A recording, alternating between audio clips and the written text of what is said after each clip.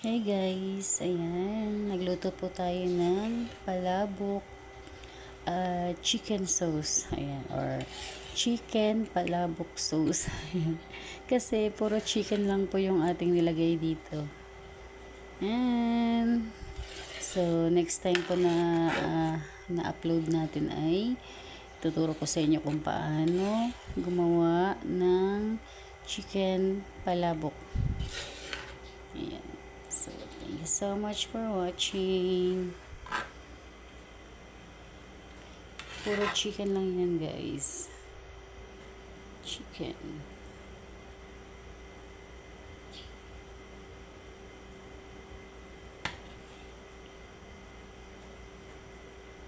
More on chicken.